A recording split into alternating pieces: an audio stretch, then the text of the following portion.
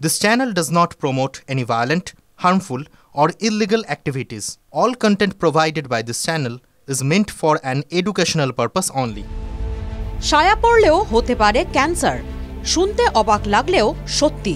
ভারতীয় মহিলাদের ছায়া পড়া খুব সাধারণ ব্যাপার, কিন্তু খুব টাইট করে কোমরে সেই ছায়া বাঁধার কারণেই বাড়ছে পেটিকোট ক্যান্সারে আক্রান্ত হওয়ার ঝুঁকি। সম্প্রতি এই তথ্যই সামনে এসেছে ব্রিটিশ মেডিকেল জার্নাল প্রকাশিত একটি রিপোর্টে। উত্তরপ্রদেশের জওহরলাল নেহরু মেডিকেল কলেজের চিকিৎসকরা জানিয়েছেন, দীর্ঘদিন ধরে কোমরে কোনো দড়ি বা ওই জাতীয় কোনো কিছু খুব টাইট করে বাঁধার ফলে ত্বকে জ্বালা বা সমস্যার সৃষ্টি হতে পারে, যা পরবর্তীকালে আলসারেও পরিণত হতে পারে। কিছু ক্ষেত্রে সেই আলসার ত্বকের ক্যান্সারে পরিণত হওয়ার সম্ভাবনা থাকে।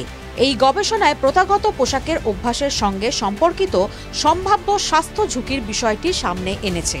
চিকিৎসকরা এই বিষয়টি নিয়ে আরও স্পষ্ট করে বলেন, আগে এই রোগকে সারি ক্যান্সার বলা হলেও বিষয়টি আদপে কোমরে শক্ত করে বেঁধে রাখা দড়ি বা পেটিকোটের সঙ্গে সম্পর্কযুক্ত। একজন ৭০ বছর বয়সী বৃদ্ধা পাঁজর এবং নিতম্বের মাঝামাঝি জায়গায় ত্বকের আলসার নিয়ে ভুগছিলেন ১৮ মাস ধরে। চিকিৎসা করতে গিয়ে দেখা যায় সেই মহিলার ত্বক পিগমেন্টেশন হারিয়েছে। আলসারের চারপাশের ত্বক তার পিগমেন্টেশন হারিয়েছে। গবেষকরা জানান, মহিলাটির শাড়ির নিচে অত্যন্ত শক্ত করে কোমরে ছায়া বাঁধার অভ্যাস ছিল। দ্বিতীয় ক্ষেত্রে দেখা যায় ৭০ ছুঁই ছুঁই এক মহিলা ডান দিকে ত্বকের আলসারের শিকার হয়েছিল, তবে ২ বছর ধরেও তা সারছিল না। পরে দেখা যায় তা ক্যান্সারে পরিণত হয়েছে।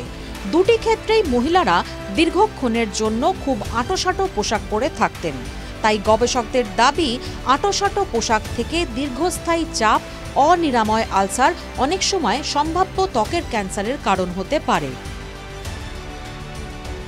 যদিও এই বিষয়টি সম্পূর্ণ বিরূপ মত প্রকাশ করেছেন প্রখ্যাত ত্বক চিকিৎসক গৌতম ব্যানার্জি। তিনি বলেন, এই ধরনের কোনো ঘটনা ঘটতে পারে বলে মনে হয় না। ত্বকের উপরে দীর্ঘদিন ধরে খুব চাপ দিয়ে শক্ত করে কোনো কিছু পড়লে তার ফলে কিছু ফাঙ্গাল ইনফেকশন হতে পারে।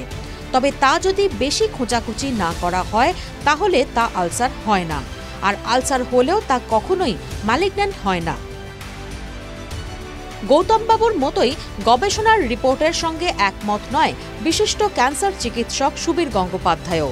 তিনি বলেন, আমি এত বছরের ক্যারিয়ারে কোনোদিনও এই ধরনের কোনো রোগী পাইনি। এমন কিছু ঘটতে পারে বলে মনেও হয় না। প্রায় ২০ থেকে ৩০ কোটি মহিলা হয়তো ছায়া পড়েন। সেক্ষেত্রে তাহলে এটি অনেক আগেই সামনে আসতো। এমনকি সেক্ষেত্রে পুরুষদের ধুতি পরার ফলেও ত্বকের ক্যান্সার হতো। TV9 Bangla digital.